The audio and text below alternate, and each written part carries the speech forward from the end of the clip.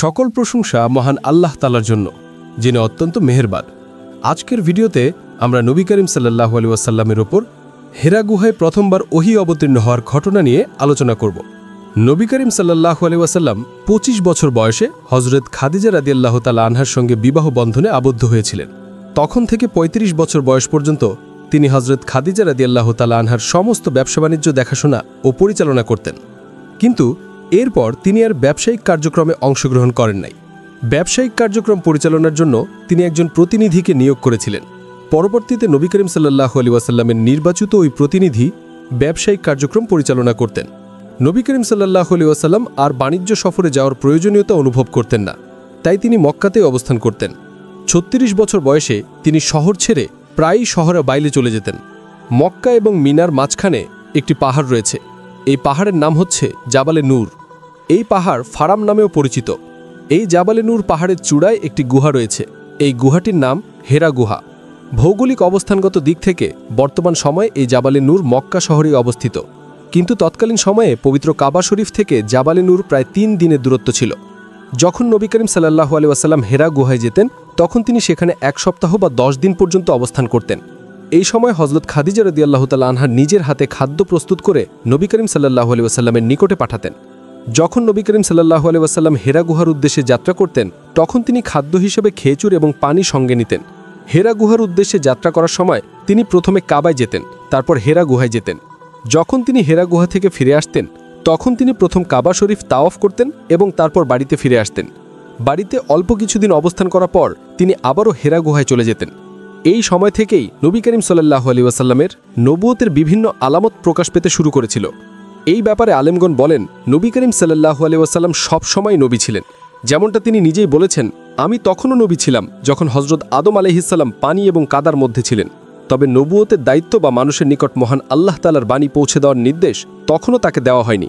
নবী করিম সাল্লাল্লাহু আলাইহি ওয়াসাল্লামের জন্ম থেকে ৩৭ বছর বয়স পর্যন্ত কোনো রকম ওহী বা আধ্যাত্মিক নির্দেশনা আসেনি। ৩৭ বছর বয়স থেকে শুরু হয়েছিল সেই সময় যেটাকে আলেমগণ জামানে তাহাসসাকা বলে থাকেন। এই সময় নবী করিম সাল্লাল্লাহু আলাইহি ওয়াসাল্লাম হেরা গুহায় একান্তভাবে ইবাদত করতেন। এই সময় নবী করিম সাল্লাল্লাহু আলাইহি ওয়াসাল্লাম স্বপ্ন দেখতে শুরু করেছিলেন। তিনি এলহাম বা অন্তর্দৃষ্টি লাভ করতে থাকেন এবং ফেরেশতাদের কণ্ঠস্বর শুনতে শুরু করেছিলেন। যখন তার বয়স প্রায় ৪০ হতে চলেছিল, তখন নবী করিম সাল্লাল্লাহু আলাইহি ওয়াসাল্লামের নিকট ফেরেশতারা খুব বেশি পরিমাণে আগমন শুরু করেছিলেন। তবে মহান আল্লাহ তাআলার পক্ষ থেকে তখনও কোনো নির্দেশনা আসেনি। এই কারণে ফেরেশতারা সরাসরি নবী করিম সাল্লাল্লাহু আলাইহি ওয়াসাল্লামের সামনে আসতেন না, কিন্তু নবী করিম সাল্লাল্লাহু আলাইহি ওয়াসাল্লাম তার আশেপাশে ফেরেশতাদের উপস্থিতি টের পেতেন। এই সময় নবী করিম সাল্লাল্লাহু আলাইহি ওয়াসাল্লামকে শুধুমাত্র এলহাম দেওয়া হচ্ছিল এবং রাতের বেলায় তিনি স্বপ্ন দেখতে শুরু করেছিলেন, যেমন স্বপ্ন হযরত ইব্রাহিম আলাইহিস সালাম দেখতে পেতেন। অর্থাৎ নবী করিম সাল্লাল্লাহু আলাইহি ওয়াসাল্লাম যে সমস্ত স্বপ্ন দেখতেন তা ছিল ওহীর একটা অংশ, এবং নবীদের দেখা স্বপ্ন সবসময় সত্যি হয়। ৩টি বছর এইভাবেই অতিবাহিত হচ্ছিল। যখন নবী করিম সাল্লাল্লাহু আলাইহি ওয়াসাল্লাম ৩৯তম বছর শেষ করে ৪০তম বছরে পা দিয়েছিলেন, তখন থেকেই তার জীবনে একটি বড় ধরনের পরিবর্তন শুরু হয়েছিল। তবে অন্যান্য পরিবর্তনের চেয়ে এই পরিবর্তনের ধরন কিছুটা আলাদা। যেমন নবী করিম সাল্লাল্লাহু আলাইহি ওয়াসাল্লাম যখন কোনো পাথরের নিকটে যেতেন, সেই পাথর তাকে সালাম করত। যখন কোনো বৃক্ষের নিকটে যেতেন, সেই বৃক্ষ তাকে সম্মান জানাত। যখন নবী করিম সাল্লাল্লাহু আলাইহি ওয়াসাল্লামের বয়স ৪০ পূর্ণ হয়ে গিয়েছিল, তখন ৪০ বছর হওয়ার মাত্র ৪ মাস পরেই তিনি নবুয়তের ঘোষণা দিয়েছিলেন। নবী করিম সাল্লাল্লাহু আলাইহি ওয়াসাল্লাম রবিউল আউয়াল মাসে জন্মগ্রহণ করেছিলেন এবং রজব মাসের ২৭ তারিখে তিনি নবুয়তের ঘোষণা দিয়েছিলেন। যখন নবী করিম সাল্লাল্লাহু আলাইহি ওয়াসাল্লাম বিভিন্ন রকম স্বপ্ন দেখতে শুরু করেছিলেন, তার ১ বা ২ মাস পর তিনি হেরা গুহার উদ্দেশ্যে যাত্রা করেছিলেন। সেই সময় তিনি হেরা গুহায় একজন মানুষকে দাঁড়িয়ে থাকতে দেখলেন। সেই মানুষটি নবী করিম সাল্লাল্লাহু আলাইহি ওয়াসাল্লামকে উদ্দেশ্য করে বললেন, আসসালামু আলাইকুম ইয়া রাসূলুল্লাহ সাল্লাল্লাহু আলাইহি ওয়াসাল্লাম। তখন নবী করিম সাল্লাল্লাহু আলাইহি ওয়াসাল্লাম প্রশ্ন করলেন, আপনি কে? সেই ব্যক্তি উত্তর দিলেন, আমি জিবরাইল। নবী করিম সাল্লাল্লাহু আলাইহি ওয়াসাল্লাম এই প্রশ্ন করেছিলেন কারণ হযরত জিবরাইল আলাইহিস সালাম মানুষের রূপে আগমন করেছিলেন। অর্থাৎ নবী করিম সাল্লাল্লাহু আলাইহি ওয়াসাল্লামের ৪০তম বছরে হযরত জিবরাইল আলাইহিস সালাম প্রথমবারের মতো তার সামনে আসলেন এবং নবী করিম সাল্লাল্লাহু আলাইহি ওয়াসাল্লামকে সালাম দিয়েছিলেন। এই সমস্ত ঘটনা, যেমন এলহাম প্রাপ্ত হওয়া, ফেরেশতাদের কণ্ঠস্বর শোনা, প্রাণী, পাথর এবং গাছের আচরণগত পরিবর্তন, বিভিন্ন রকম স্বপ্ন দেখা, জিবরাইল আলাইহিস সালামের উপস্থিত হওয়া, এই সমস্ত কিছুই নবী করিম সাল্লাল্লাহু আলাইহি ওয়াসাল্লামকে এই বার্তা দিচ্ছিল যে তার নবুয়তের দায়িত্ব শুরু হতে আর খুব বেশি সময় বাকি নেই। এখানে অনেকের মনে একটা প্রশ্ন আসতে পারে, ৪০ বছর বয়সে নবী করিম সাল্লাল্লাহু আলাইহি ওয়াসাল্লাম সাল্লাল্লাহু আলাইহি ওয়াসাল্লামকে নবুয়তের দায়িত্ব দেওয়া হয়েছিল, তবে নবুয়ত প্রাপ্ত হওয়ার পূর্বে যে ৪০ বছর তিনি অতিবাহিত করেছেন, সেই সময়ে মহান আল্লাহ তাআলা এবং নবী করিম সাল্লাল্লাহু আলাইহি ওয়াসাল্লাম এর মধ্যে কোনো যোগাযোগ হয়েছিল কিনা। নবী করিম সাল্লাল্লাহু আলাইহি ওয়াসাল্লাম নবুয়ত প্রাপ্ত হওয়ার পর হযরত জিব্রাইল আলাইহিস সালাম ওহী নিয়ে আগমন করতেন, কিন্তু নবুয়ত প্রাপ্ত হওয়ার পূর্বের ৪০ বছর মহান আল্লাহ তাআলা এবং নবী করিম সাল্লাল্লাহু আলাইহি ওয়াসাল্লামের মধ্যে যোগাযোগের মাধ্যম কি ছিল। আরবি ভাষায় ওহী মানে হচ্ছে বিশেষ উদ্দেশ্যে কাউকে কোনো কিছু ইশারার মাধ্যমে জানানো, কিন্তু শরীয়তের দৃষ্টিতে ওহী মানে হচ্ছে মহান আল্লাহ তাআলার পক্ষ থেকে বান্দাদের হেদায়েতের জন্য যে বার্তা বা ইশারা নবীদেরকে দেওয়া হয় তাকেই ওহী বলা হয়। তবে পবিত্র কোরআনে ওহী শব্দটি বিভিন্ন প্রেক্ষাপটে ব্যবহার করা হয়েছে, কিছু ক্ষেত্রে এক ধরনের, আবার কিছু ক্ষেত্রে অন্য ধরনের। যেমন আসমান বা আকাশের জন্য বলা হয়েছে, সেখানে ওহী নাজিল করা হয়েছে, এবং পৃথিবীর জন্য বলা হয়েছে কিয়ামতের দিনে পৃথিবী মহান আল্লাহ তাআলার দেওয়া সমস্ত খবর জানাবে যা তার উপর ওহী হিসাবে নাজিল করা হয়েছিল। ফেরেশতাদের জন্য ওহী নাজিল হয়, এমনকি মৌমাছির জন্য বলা হয়েছে তার উপরও মহান আল্লাহ তাআলার ওহী নাজিল করা হয়েছিল। হযরত মূসা আলাইহিস সালামের মায়ের উপরও ওহী নাজিল করা হয়েছিল। তাই পবিত্র কোরআনে ওহী শব্দটির দ্বারা সব ধরনের বার্তাকে বোঝানো হয়েছে, মানুষ, প্রাণী, আসমান, পৃথিবী, ফেরেশতাদের উপর। এমনকি শয়তান সম্পর্কে বলা হয়েছে শয়তান তার অনুসারীদের নিকট ওহী পাঠায়। তবে বর্তমানে আমাদের আলোচনার বিষয় হচ্ছে সেই ওহী যা মহান আল্লাহ তাআলার পক্ষ থেকে তার রাসূলের নিকট নাজিল হয়েছিল। এই ধরনের ওহী সাধারণত 5টি পদ্ধতিতে আসে। পবিত্র কোরআনে 3টি পদ্ধতির ইঙ্গিত দেওয়া হয়েছে, তবে এখানে আমি আপনাদের কাছে 5টি পদ্ধতি উল্লেখ করব। নবীদের অন্তরে কোনো কিছুর অনুভূতি হলে তা সাধারণ মানুষের জন্য ইলহাম হিসেবে গণ্য করা হয়, কিন্তু নবীদের জন্য এটাকে ওহী হিসেবে গণ্য করা হয়। এর একটি উদাহরণ হাদিসে পাওয়া যায়, যেখানে নবী করিম সাল্লাল্লাহু আলাইহি ওয়াসাল্লাম বলেছেন, আমার পালনকর্তা আমার হৃদয়ে এটা ঢেলে দিয়েছেন। এটা সেই ওহীর প্রক্রিয়া যার জন্য হযরত জিব্রাইল আলাইহিস সালামের উপস্থিতির প্রয়োজন ছিল না। দ্বিতীয় পদ্ধতি হলো স্বপ্নের মাধ্যমে ওহী আসা, যেমনটা হযরত ইব্রাহিম আলাইহিস সালাম স্বপ্নের মাধ্যমে নির্দেশ পেয়েছিলেন যে তার পুত্র হযরত ইসমাইল আলাইহিস সালামকে কোরবানি করতে হবে। নবী করিম সাল্লাল্লাহু আলাইহি ওয়াসাল্লামও মক্কা বিজয়ের সময় একটি গুরুত্বপূর্ণ স্বপ্ন দেখেছিলেন। সেই স্বপ্নে তিনি দেখেছিলেন সাদা কাপড় পরিধান করে তিনি কাবা শরীফ তওয়াফ করছেন। পরদিন নবী করিম সাল্লাল্লাহু আলাইহি ওয়াসাল্লাম বলেছিলেন, আমার উপর ওহী নাজিল করা হয়েছে, আমাকে মক্কায় যেতে হবে। এই ব্যাপারে পবিত্র কুরআনে সূরা আল ফাতিহে উল্লেখ করা হয়েছে, মহান আল্লাহ তাআলা বলেন, হে আল্লাহ তাআলার রাসূল, আমি আপনার স্বপ্নকে সত্য করে দেখিয়েছি। তৃতীয় পদ্ধতি হল ফেরেশতাদের মাধ্যমে ওহী পৌঁছানো, যেমনটা হযরত জিব্রাইল আলাইহিস সালাম, হযরত মিকাইল আলাইহিস সালাম এবং হযরত ইসরাফিল আলাইহিস সালাম ওহী নিয়ে নবী করিম সাল্লাল্লাহু আলাইহি ওয়াসাল্লামের নিকট আগমন করতেন। তবে বেশিরভাগ ক্ষেত্রে হযরত জিব্রাইল আলাইহিস সালাম ওহী নিয়ে আসতেন। মূলত 40 বছর বয়স থেকেই ফেরেশতাদের মাধ্যমে ওহী আদান প্রদান শুরু হয়েছিল।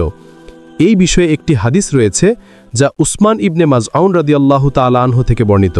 তিনি অত্যন্ত সম্মানিত এবং গুরুত্বপূর্ণ একজন সাহাবী ছিলেন। তিনি মক্কায় ইসলাম গ্রহণ করেছিলেন এবং নবী করিম সাল্লাল্লাহু আলাইহি ওয়াসাল্লামের নবুয়তের প্রথম দিকেই ইসলাম কবুল করেছিলেন। ইসলাম গ্রহণ করার আগে একদিন তিনি কাবার উদ্দেশ্যে যাচ্ছিলেন। পথে তিনি নবী করিম সাল্লাল্লাহু আলাইহি ওয়াসাল্লামের বাড়ির সামনে এসে দেখলেন দরজা খোলা রয়েছে এবং নবী করিম সাল্লাল্লাহু আলাইহি ওয়াসাল্লাম তার শয়নকক্ষে বসে রয়েছেন।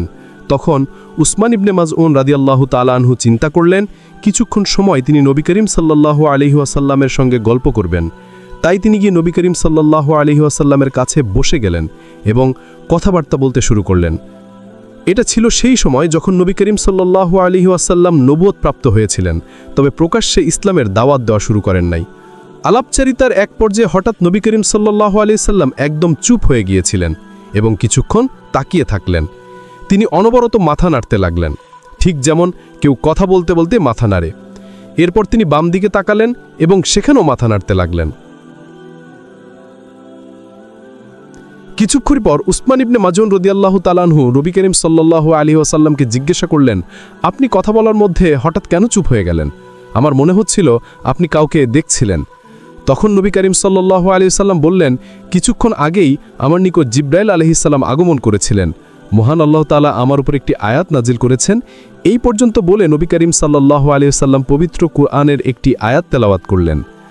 উসমান ইবনে মাজুন রাদিয়াল্লাহু তাআলা আনহু বলেন, মুহাম্মদ সাল্লাল্লাহু আলাইহি সাল্লামের এই সমস্ত কথা শুনে আমি সেখান থেকে চলে গেলাম। ওহির চতুর্থ পদ্ধতি হল ফেরেশতারা ওহি নিয়ে আগমন করতেন, তবে তাদের নিজস্ব রূপে নয়, বরং মানুষের রূপে আসতেন। অনেক সময় হজরত জিব্রাইল আলাইহিস সালাম মানুষের রূপে আগমন করতেন।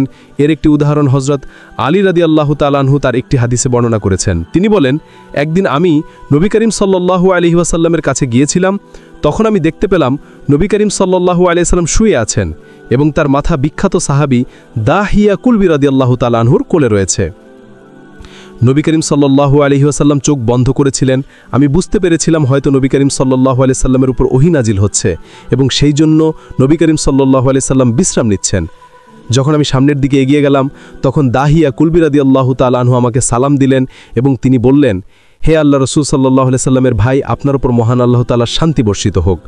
তখন আমি তার সালামের উত্তর দিলাম। তখন দাহিয়া কুলবি রাদিয়াল্লাহু তাআলা আনহু আমাকে বললেন, আমার চলে যাওয়ার সময় হয়েছে, আমাকে অনুমতি দিন। এরপর তিনি দাঁড়িয়ে গেলেন। আমি বসে পড়লাম এবং রাসূলুল্লাহ সাল্লাল্লাহু আলাইহি ওয়াসাল্লামের পবিত্র মস্তক মুবারক আমার কোলে রাখলাম। তারপর দাহিয়া কুলবি রাদিয়াল্লাহু তাআলা আনহু সালাম জানিয়ে চলে গেলেন। কিছুক্ষণ পর নবী করিম সাল্লাল্লাহু আলাইহি সাল্লাম চোখ খুলে আমাকে বললেন, হে আলী, তুমি কার সঙ্গে কথা বলছিলে? আমি উত্তর দিলাম, হে আল্লাহ রাসূল সাল্লাল্লাহু আলাইহি সাল্লামের অতি প্রিয় সাহাবী দাহিয়া কুলবি রাদিয়াল্লাহু তাআলা আনহুর সঙ্গে, যার কোলে আপনার পবিত্র মাথা রেখে বিশ্রাম নিচ্ছিলেন। আমি এখানে আসার পর তিনি চলে গেছেন। তখন নবী করিম সাল্লাল্লাহু আলাইহি সাল্লাম হেসে হেসে বললেন, তিনি দাহিয়া কুলবি ছিলেন না, বরং তিনি ছিলেন হযরত জিব্রাইল আলাইহিস সালাম। তিনি মহান আল্লাহ তাআলার বার্তা নিয়ে দাহিয়া রূপে আমার কাছে এসেছিলেন। তুমি এখানে চলে আসায় তিনি প্রস্থান করেছেন। এটা ছিল ওহির চতুর্থ পদ্ধতি। এই পদ্ধতিতে হযরত জিব্রাইল আলাইহিস সালাম মানুষের রূপে আসতেন। মানুষের রূপে আসার কারণে কেউই বুঝতে পারতেন না তিনি আসলে জিব্রাইল আলাইহিস সালাম ওহী অবতীর্ণ হওয়ার পঞ্চম এবং শেষ পদ্ধতি হচ্ছে সবচেয়ে গুরুত্বপূর্ণ, যেখানে সরাসরি মহান আল্লাহ তাআলা তার রাসূলের সঙ্গে যোগাযোগ করতেন। এখানে হযরত জিব্রাইল আলাইহিস সালাম বা অন্য কোনো ফেরেশতার দরকার হতো না। বেশিরভাগ মানুষ এটা মনে করে যে পবিত্র কোরআন এবং অন্যান্য সমস্ত ওহী হযরত জিব্রাইল আলাইহিস সালামের মাধ্যমেই অবতীর্ণ হয়েছে, কিন্তু ওহী অবতীর্ণ হওয়ার পঞ্চম পদ্ধতিতে মহান আল্লাহ তাআলা নিজেই তার প্রিয় বান্দার সঙ্গে সরাসরি কথা বলতেন।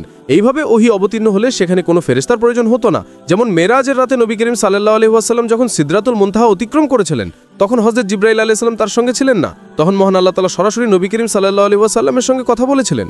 হযরত মুসা আলাইহিস সালামের সঙ্গেও মহান আল্লাহ তাআলা তুর পাহাড়ে সরাসরি কথা বলেছিলেন। তবে এমন অনেক রিওয়ায়াত রয়েছে যাতে পাওয়া যায় পবিত্র কোরআনের কিছু আয়াত সরাসরি মহান আল্লাহ তাআলার পক্ষ থেকে নাজিল হয়েছিল। এই আয়াত অবতীর্ণ হওয়ার সময় হযরত জিব্রাইল আলাইহিস সালামের আগমনের দরকার হয়নি। একদিন একজন ব্যক্তি ইমাম জাফর সাদিক রহিমাতুল্লাহকে প্রশ্ন করেছিলেন, হে আল্লাহর রাসূল সাল্লাল্লাহু আলাইহি সাল্লামের বংশধর, যখন হযরত জিব্রাইল আলাইহিস সালাম নবী করিম সাল্লাল্লাহু আলাইহি সাল্লামের কাছে আসতেন, তখন নবী করিম সাল্লাল্লাহু আলাইহি সাল্লামের অবস্থা কেমন হতো? কারণ সাধারণভাবে আমরা এটা মনে করি যখন ওহী অবতীর্ণ হয় তখন নবী করিম সাল্লাল্লাহু আলাইহি সাল্লামের শরীর কাঁপতে শুরু করে, তার মুখ ফ্যাকাশে হয়ে যায় এবং ওহী অবতীর্ণ হওয়া শেষ হলে তার শরীর ঘামতে থাকে। ইমাম জাফর সাদিক রাহিমাতুল্লাহ তখন বললেন, তোমার জানায় ভুল রয়েছে। জিব্রাইল আলাইহিস সালামের কারণে নবী করিম সাল্লাল্লাহু আলাইহি সাল্লামের সঙ্গে এমনটা কখনোই হতো না, কারণ জিব্রাইল আলাইহিস সালাম ছিলেন নবী করিম সাল্লাল্লাহু আলাইহি সাল্লামের একজন সেবক মাত্র। যখন জিব্রাইল আলাইহিস সালাম আসতেন তখন তিনি শ্রদ্ধা এবং সম্মানের সঙ্গেই আসতেন। যতক্ষণ না পর্যন্ত নবী করিম সাল্লাল্লাহু আলাইহি সাল্লাম অনুমতি দিতেন ততক্ষণ পর্যন্ত জিব্রাইল আলাইহিস সালাম একটি শব্দ উচ্চারণ করতেন না। তখন উক্ত ব্যক্তি বললেন, কিন্তু আমরা মুসলিমরা এটা জানতাম ওহী খুবই ভারী এবং জিব্রাইল আলাইহিস সালাম যখন ওহী নিয়ে অবতীর্ণ হতেন তখন নবী করিম আলাইহিস সালামের শরীরে কম্পন শুরু হতো। এর উত্তরে ইমাম জাফর সাদিক রাহিমাতুল্লাহ বললেন, যখন হযরত জিব্রাইল আলাইহিস সালাম ওহী নিয়ে আগমন করতেন তখন এমনটা কখনোই হতো না, বরং এটা তখন হতো যখন মহান আল্লাহ তাআলা নিজে নবী করিম সাল্লাল্লাহু আলাইহি সাল্লামের প্রতি ওহী নাযিল করতেন। হযরত আলী রাদিয়াল্লাহু তাআলা আনহু বলেন, একবার আমি রাসূলুল্লাহ সাল্লাল্লাহু আলাইহি সাল্লামের সঙ্গে যাত্রা করেছিলাম। নবী করিম সাল্লাল্লাহু আলাইহি সাল্লাম একটি খচ্চরের পিঠে আরোহণ করেছিলেন। হঠাৎ নবী করিম সাল্লাল্লাহু আলাইহি সাল্লামের খচ্চর থেমে গেল। আমি লক্ষ্য করলাম নবী করিম সাল্লাল্লাহু আলাইহি সাল্লামের শরীর কাঁপছে, তার সমস্ত শরীর থেকে ঘাম ঝরছে এবং নবী করিম সাল্লাল্লাহু আলাইহি সাল্লামের খচ্চর এতটাই দুর্বল হয়ে পড়েছিল যে মনে হচ্ছিল ওটার পক্ষে আর দাঁড়িয়ে থাকা সম্ভব হচ্ছে না। কিছুটা সময় এইভাবেই অতিক্রান্ত হয়ে গেল। এরপর নবী করিম সাল্লাল্লাহু আলাইহি সাল্লাম একবার আমাকে দেখলেন। তখন আমি তাকে প্রশ্ন করলাম, হে আল্লাহর রাসূল সাল্লাল্লাহু আলাইহি সাল্লাম, আপনার কি হয়েছিল? তখন নবী করিম সাল্লাল্লাহু আলাইহি সাল্লাম বললেন, মহান আল্লাহ তাআলা নিজে সূরা মায়েদার কিছু আয়াত আমার উপর নাজিল করেছেন। যখন মহান আল্লাহ তাআলার পক্ষ থেকে সরাসরি ওহী আসে তখন ওহীর ভার এত বেশি থাকে যে তখন নবী করিম সাল্লাল্লাহু আলাইহি সাল্লামকে বহনকারী প্রাণীরা পর্যন্ত অত্যন্ত দুর্বল হয়ে পড়ত। সরাসরি ওহী নাজিল হওয়ার কারণে রাসূলুল্লাহ সাল্লাল্লাহু আলাইহি ওয়াসাল্লাম প্রচণ্ড দুর্বলতা অনুভব করতেন। তবে অন্য কোনো পদ্ধতিতে যেমন জিব্রাইল আলাইহিস সালামের মাধ্যমে ওহী অবতীর্ণ হলে নবী করিম সাল্লাল্লাহু আলাইহি সাল্লাম এমন দুর্বলতা অনুভব করতেন না। এটা এমন এক প্রক্রিয়া ছিল যেখানে হযরত জিব্রাইল আলাইহিস সালামের প্রয়োজন হতো না, বরং মহান আল্লাহ তাআলা সরাসরি নবী করিম সাল্লাল্লাহু আলাইহি সাল্লামের সঙ্গে কথা বলতেন। এগুলোই হচ্ছে ওহী অবতীর্ণ হওয়ার 5টি পদ্ধতি। ইলহাম, স্বপ্ন, ফেরেশতাদের মানুষের রূপে আসা, সরাসরি ফেরেশতাদের আসা এবং সরাসরি মহান আল্লাহ তাআলার মাধ্যমে নাজিল হওয়া। যাই হোক, চলুন এবার আমরা মূল আলোচনায় ফিরে আসি। নবী করিম সাল্লাল্লাহু আলাইহি সাল্লামের উপর প্রথমবার ওহী অবতীর্ণ হয় 27শে রজব। এই সময়টা নবী করিম সাল্লাল্লাহু আলাইহি ওয়াসাল্লাম হেরা গুহায় প্রায় 7 থেকে 8 দিন যাবৎ অবস্থান করছিলেন। তখন ফেরেশতারা নবী করিম সাল্লাল্লাহু আলাইহি ওয়াসাল্লামের পাশেই অবস্থান করতেন, কিন্তু নবী করিম সাল্লাল্লাহু আলাইহি ওয়াসাল্লামের সামনে অবতীর্ণ হওয়ার অনুমতি তাদের কাছে ছিল না। অবশেষে এই দিনে মহান আল্লাহ তাআলা ফেরেশতাদেরকে নবী করিম সাল্লাল্লাহু আলাইহি ওয়াসাল্লামের সামনে উপস্থিত হওয়ার অনুমতি দিলেন। সকাল থেকে ফেরেশতারা জাবালে নূরের পাহাড়ে অবতরণ করতে শুরু করলেন। এই সময়ে ফেরেশতারা মানুষের রূপে নয়, বরং তাদের নিজেদের রূপেই ছিলেন। তবে নবী করিম সাল্লাল্লাহু আলাইহি ওয়াসাল্লাম তাদের উপস্থিতি অনুভব করলেও তাদেরকে দেখতে পান নাই। যখন অনুমতিপ্রাপ্ত সকল ফেরেশতারা উপস্থিত হলেন, তখন হযরত জিবরাইল আলাইহিস সালাম 70,000 ফেরেশতাকে সঙ্গে নিয়ে হেরা গুহায় প্রবেশ করেন এবং নবী করিম সাল্লাল্লাহু আলাইহি ওয়াসাল্লামের সামনে উপস্থিত হলেন। হযরত জিবরাইল আলাইহিস সালাম একটি সিংহাসন সঙ্গে নিয়ে এসেছিলেন। এই সিংহাসনটি লাল ইয়াকুত পাথর দ্বারা নির্মিত। লাল ইয়াকুত হচ্ছে জান্নাতের সেই পাথর যার দ্বারা জান্নাতের বাসস্থান এবং অন্যান্য আসবাবপত্র নির্মাণ করা হয়েছে। ফেরেশতারা সিংহাসনটিকে হেরা গুহায় স্থাপন করলেন। এরপর হযরত জিবরাইল আলাইহিস সালাম নবী করিম সাল্লাল্লাহু আলাইহি ওয়াসাল্লামকে অনুরোধ করলেন, আপনি এখানে বসুন। নবী করিম সাল্লাল্লাহু আলাইহি ওয়াসাল্লামকে সম্মানের সঙ্গে সেই সিংহাসনে বসানো হলো। তখন নবী করিম সাল্লাল্লাহু আলাইহি ওয়াসাল্লাম প্রশ্ন করলেন, আপনি কে? তখন জিবরাইল আলাইহিস সালাম বললেন, আমি জিবরাইল। তারপর জিবরাইল আলাইহিস সালাম সূরা আলাকের 5টি আয়াত পাঠ করে বললেন, পড়ুন। নবী করিম সাল্লাল্লাহু আলাইহি ওয়াসাল্লাম বললেন, আমি পড়তে জানি না। জিবরাইল আলাইহিস সালাম এবার নবী করিম সাল্লাল্লাহু আলাইহি ওয়াসাল্লামকে বুকে জড়িয়ে ধরে সজোরে চাঁদ দিলেন এবং বললেন, পড়ুন। নবী করিম সাল্লাল্লাহু আলাইহি ওয়াসাল্লাম আবারও বললেন, আমি পড়তে জানি না। জিবরাইল আলাইহিস সালাম নবী করিম সাল্লাল্লাহু আলাইহি ওয়াসাল্লামকে আবারও জড়িয়ে ধরলেন এবং চাপ দিয়ে বললেন, পড়ুন। নবী করিম সাল্লাল্লাহু আলাইহি ওয়াসাল্লাম এবারও বললেন, আমি পড়তে জানি না। হযরত জিবরাইল আলাইহিস সালাম নবী করিম সাল্লাল্লাহু আলাইহি ওয়াসাল্লামকে আবারও বুকে জড়িয়ে ধরলেন এবং চাপ দিয়ে বললেন, পড়ুন, আপনার রবের নামে যিনি আপনাকে সৃষ্টি করেছেন। এইভাবে নবী করিম সাল্লাল্লাহু আলাইহি ওয়াসাল্লামের ওপর প্রথমবারের মতো ওহী অবতীর্ণ হয়েছিল এবং সেদিন নবী করিম সাল্লাল্লাহু আলাইহি ওয়াসাল্লামের ওপর সূরা আলাকের 5টি আয়াত নাজিল করা হয়েছিল। নবী করিম সাল্লাল্লাহু আলাইহি ওয়াসাল্লাম হেরা গুহা থেকে বের হয়ে ধীরে ধীরে বাড়ির উদ্দেশ্যে রওনা দিলেন। বাড়িতে পৌঁছে তিনি বিছানায় শুয়ে পড়লেন। তখন হযরত খাদিজা রাদিয়াল্লাহু তাআলা আনহা নবী করিম সাল্লাল্লাহু আলাইহি ওয়াসাল্লামকে এমন হতবিহ্বল অবস্থায় দেখতে পেয়ে এগিয়ে আসলেন। নবী করিম সাল্লাল্লাহু আলাইহি ওয়াসাল্লাম হযরত খাদিজা রাদিয়াল্লাহু তাআলা আনহাকে বললেন, আমাকে চাদর দ্বারা আবৃত করে দাও। হযরত খাদিজা রাদিয়াল্লাহু তাআলা আনহা একটি চাদর নিয়ে রাসূলুল্লাহ সাল্লাল্লাহু আলাইহি ওয়াসাল্লামকে ঢেকে দিলেন। ঠিক এই সময় নবী করিম সাল্লাল্লাহু আলাইহি ওয়াসাল্লামের উপর সূরা মুদ্দাসিরের 7টি আয়াত নাজিল হয়েছিল। এই আয়াত নাজিলের পর নবী করিম সাল্লাল্লাহু আলাইহি ওয়াসাল্লাম নিজের জায়গা থেকে উঠে দাঁড়ালেন। এরপর তিনি কাবার দিকে মুখ করে দাঁড়ালেন এবং কানে আঙুল দিয়ে পরপর 2 বার আল্লাহু আকবার, আল্লাহু আকবার উচ্চারণ করলেন। এই শব্দগুলি আজও ইসলামিক ঐতিহ্যে অত্যন্ত প্রিয় এবং সম্মানিত। এই সময় একজন ফেরেশতা আজান দিয়েছিলেন। সেই আজানের আওয়াজ মানুষ এবং জিন ব্যতীত প্রত্যেকটা মাখলুক শুনতে পেয়েছিল। এই আজান নবী করিম সাল্লাল্লাহু আলাইহি ওয়াসাল্লামের সম্মানে দেওয়া হয়েছিল। হযরত আলী রাদিয়াল্লাহু তাআলা আনহু বলেন, আমি নবী করিম সাল্লাল্লাহু আলাইহি ওয়াসাল্লামকে বলতে শুনেছি, তিনি বলেন, যখন আমি আল্লাহু আকবার, আল্লাহু আকবার বলছিলাম, তখন আমি একটা ভয়ানক চিৎকার শুনতে পেয়েছিলাম। তখন হযরত আলী রাদিয়াল্লাহু তাআলা আনহু নবী করিম সাল্লাল্লাহু আলাইহি ওয়াসাল্লামকে প্রশ্ন করলেন, হে আল্লাহর রাসূল সাল্লাল্লাহু আলাইহি ওয়াসাল্লাম, এটা কার চিৎকার ছিল? আপনি আল্লাহু আকবার বলার পরে এই ভয়ানক চিৎকার কে করেছিল? নবী করিম সাল্লাল্লাহু আলাইহি ওয়াসাল্লাম বললেন, এটা ছিল শয়তানের চিৎকার, কারণ সে হতাশাগ্রস্ত হয়ে পড়েছিল। একটি রিওয়ায়াতে পাওয়া যায় শয়তান মোট 4 বার চিৎকার করেছিল।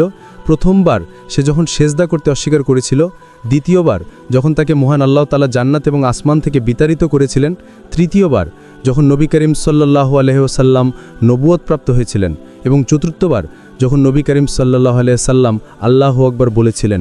এই 4টি মুহূর্তে শয়তান হতাশাগ্রস্ত হয়ে পড়েছিল। নবী করিম সাল্লাল্লাহু আলাইহি ওয়াসাল্লাম আরও বলেন, হে আলী, শয়তান এখনও হতাশাগ্রস্ত, কারণ মানুষ দলে দলে ইসলাম কবুল করে নিচ্ছে। এইভাবে একদিনে নবী করিম সাল্লাল্লাহু আলাইহি ওয়াসাল্লামের উপর 2টি আলাদা ওহী নাজিল হয়েছিল।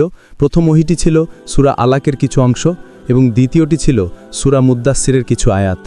এরপর নবী করিম সাল্লাল্লাহু আলাইহি ওয়াসাল্লাম হযরত খাদিজা রাদিয়াল্লাহু তাআলা আনহাকে বললেন, হে খাদিজা, মহান আল্লাহ তাআলা আমাকে নবুয়ত দান করেছেন এবং তুমি যদি ইসলামকে কবুল করতে চাও তাহলে কালেমা পড়তে হবে। হযরত খাদিজা রাদিয়াল্লাহু তাআলা আনহা বললেন, আমি আপনার নবুয়তকে বিশ্বাস করি, কিন্তু আমি কালেমা জানি না। তখন নবী করিম সাল্লাল্লাহু আলাইহি ওয়াসাল্লাম হযরত খাদিজা রাদিয়াল্লাহু তাআলা আনহাকে কালেমা পাঠ করালেন। এরপর খাদিজা রাদিয়াল্লাহু তাআলা আনহা বললেন, হে আল্লাহর রাসূল সাল্লাল্লাহু আলাইহি ওয়াসাল্লাম, আমি এটা জানতাম আপনি একদিন নবুয়ত প্রাপ্ত হবেন। আমি মনে মনে আপনাকে রাসূল হিসেবে অনেক আগেই মেনে নিয়েছি, কিন্তু আজ আমি তা প্রকাশ্যে ঘোষণা করছি। এরপর তিনি আরও একবার কালেমা পাঠ করলেন। সেই সময় হযরত আলী রাদিয়াল্লাহু তাআলা আনহু নবী করিম সাল্লাল্লাহু আলাইহি ওয়াসাল্লামের সঙ্গেই ছিলেন, তিনিও ইসলাম কবুল করলেন। এরপর তৃতীয় ব্যক্তি হিসেবে ইসলাম কবুল করেন হযরত বিন হারাস রাদিয়াল্লাহু তাআলা আনহু, যিনি ছিলেন হযরত খাদিজা রাদিয়াল্লাহু তাআলা আনহার দাস।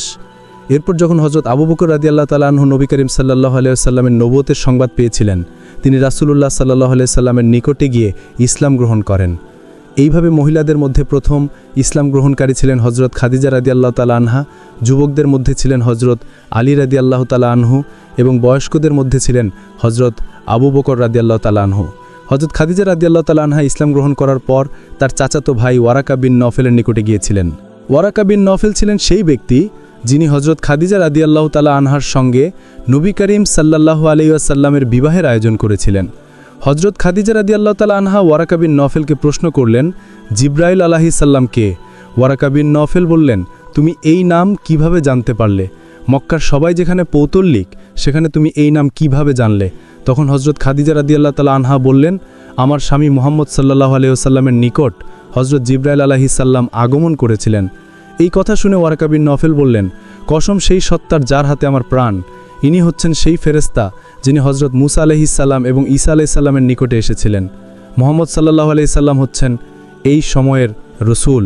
যা বলেছেন তার সবই তাওরাত এবং ইনজিলে লিখিত রয়েছে। মুহাম্মদ সাল্লাল্লাহু আলাইহি ওয়াসাল্লাম সত্য নবী, তাই অবিলম্বে তার উপর ঈমান আনতে হবে। নফলের এই কথায় হযরত খাদিজা রাদিয়াল্লাহু তাআলা আনহার হৃদয়ে প্রশান্তি নেমে এসেছিল। তিনি ওয়ারাকা বিন নওফেলের বাড়ি থেকে বের হয়ে নিজের বাড়ির উদ্দেশ্যে রওনা দিলেন। পথে তিনি মক্কার একজন প্রখ্যাত রাহিবের সাক্ষাৎ পেলেন। তিনি ছিলেন একজন খ্রিস্টান রাহিব এবং বহু বছর ধরে মক্কায় বসবাস করছিলেন। এই রাহিব ছিলেন অত্যন্ত জ্ঞানী। হযরত খাদিজা রাদিয়াল্লাহু তাআলা আনহা তখন সে রাহিবকে প্রশ্ন করলেন, আপনি জিব্রাইল আলাইহিস সালামের ব্যাপারে আমাকে বলুন। রাহিব এই প্রশ্নে কিছুটা আতঙ্কিত হয়ে পড়লেন এবং তিনি বললেন, মুশরিকদের এই শহরে এই নাম আপনি কিভাবে জানতে পারলেন? হযরত খাদিজা রাদিয়াল্লাহু তাআলা আনহা বললেন, আমার স্বামী মুহাম্মদ সাল্লাল্লাহু আলাইহি ওয়াসাল্লাম বলেছেন, হেরা গুহায় হযরত জিব্রাইল আলাইহিস সালাম তার নিকট আগমন করেছিলেন এবং তিনি আমাকে কিছু চিহ্নের বর্ণনা দিয়েছেন। রাহিব বললেন, আপনি যে সমস্ত চিহ্নের কথা বলছেন সেটা আসলেই হযরত জিব্রাইল আলাইহিস সালামের চিহ্ন। তবে অনেক সময় শয়তান নিজেকে ফেরেশতা দাবি করে মানুষকে বিভ্রান্ত করে থাকে। তারপর তিনি একটু ভেবে বললেন, আমি একটি কাগজে মহান আল্লাহ তাআলার কিছু বাণী লিখে দিচ্ছি। এই বাণী নিয়ে আপনার স্বামীর নিকটে যাবেন এবং কাগজটি তার শরীরে স্পর্শ করাবেন। যদি তাকে শয়তান বিভ্রান্ত করে থাকে তবে সে কিছুই বলতে পারবে না। আর যদি সত্যি হযরত জিব্রাইল আলাইহিস সালাম আসেন তবে তিনি একদম স্বাভাবিক থাকবেন। যখন হযরত খাদিজা রাদিয়াল্লাহু তাআলা আনহা নবী করিম সাল্লাল্লাহু আলাইহি ওয়াসাল্লামের নিকটে আসলেন, তখন নবী করিম সাল্লাল্লাহু আলাইহি ওয়াসাল্লাম সূরা আল কালামের আয়াত তেলাওয়াত করছিলেন। রাহিবের দ্বারা সেই বাণীটি নবী করিম সাল্লাল্লাহু আলাইহি ওয়াসাল্লামের নিকটে আনার পরেও হযরত খাদিজা রাদিয়াল্লাহু তাআলা আনহা নবী করিম সাল্লাল্লাহু আলাইহি ওয়াসাল্লামের মধ্যে কোনো অস্বাভাবিক আচরণ দেখতে পেলেন না। রাহিব বলেছিলেন, যদি শয়তান বিভ্রান্ত করে তবে মুহাম্মদ সাল্লাল্লাহু আলাইহি ওয়াসাল্লাম উত্তেজিত হয়ে যাবেন। বাস্তবে তেমন কিছুই ঘটল না। এরপর হযরত খাদিজা রাদিয়াল্লাহু তাআলা আনহা আবারও সেই রাহিবের নিকটে গেলেন এবং সবকিছু খুলে বললেন। এবার রাহিব বললেন, আমাকে আপনার স্বামীর কাছে চলুন।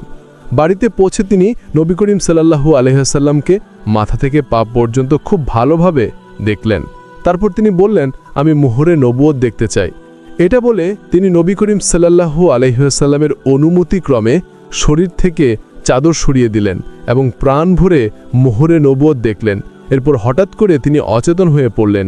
জ্ঞান ফেরার পর রাহিব বললেন, আপনি সত্যি মহান আল্লাহ তাআলার নবী, জিব্রাইল আলাইহিস সালাম আপনার কাছে সত্যি এসেছিলেন। এরপর রাহিব বললেন, মহান আল্লাহ তাআলা কি আপনাকে জিহাদের আদেশ দিয়েছেন? নবী করিম সাল্লাল্লাহু আলাইহি ওয়াসাল্লাম বললেন, আমি এখনও এমন কোনো আদেশ পাইনি। রাহিব বললেন, খুব তাড়াতাড়ি আপনাকে এই আদেশ দেওয়া হবে, কিন্তু তার আগে আপনার জাতি আপনাকে মক্কা থেকে বের করে দেবে এবং আপনাকে তাদের বিরুদ্ধে জিহাদ করতে হবে। যদি আমি তখনও জীবিত থাকি তবে অবশ্যই আমি আপনার সাহায্যকারী হব। এরপর নবী করিম সাল্লাল্লাহু আলাইহি সাল্লাম রাহিবকে বিদায় দিলেন। এরপর নবী করিম সাল্লাল্লাহু আলাইহি সাল্লাম ইসলাম প্রচারের কাজ শুরু করলেন। নবুয়তের প্রথম 3 বছর নবী করিম সাল্লাল্লাহু আলাইহি সাল্লাম প্রকাশ্যে ইসলাম প্রচার করেন নাই। শুধুমাত্র যাদেরকে নবী করিম সাল্লাল্লাহু আলাইহি সাল্লাম মনে প্রাণে বিশ্বাস করতেন শুধুমাত্র তাদের কাছেই ইসলামের দাওয়াত নিয়ে গিয়েছিলেন। এর মধ্যে যারা ইসলাম কবুল করেছিলেন তারা একে অপরের সঙ্গে সাক্ষাৎ করতেন। ফলে ধীরে ধীরে একটি দল তৈরি হয়ে গিয়েছিল, অর্থাৎ প্রতিটি গোত্র থেকে কিছু পরিমাণ মানুষ ইসলাম গ্রহণ করেছিলেন।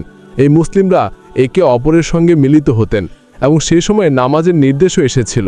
তখন মুসলিমরা নামাজও পড়তেন। একসময় নামাজের কারণে কাফেররা জানতে পারল তাদের মধ্যে একটি নতুন ধর্মের আগমন ঘটেছে।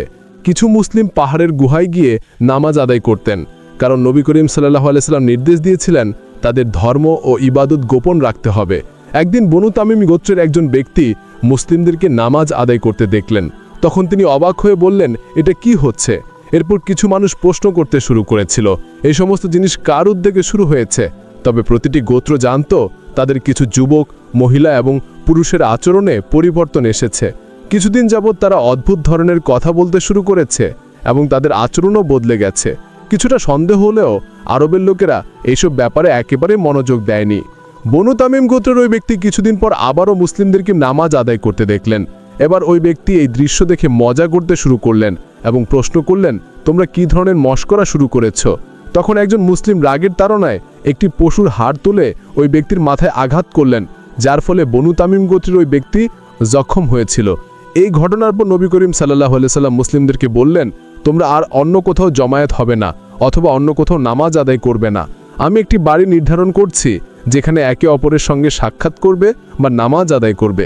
এই বাড়িটা ছিল দারে আরকামে, যার মালিক ছিলেন রজি রাদিয়াল্লাহু তাআলা আনহু, যিনি তৎকালীন সময়ে ইসলাম কবুল করেছিলেন।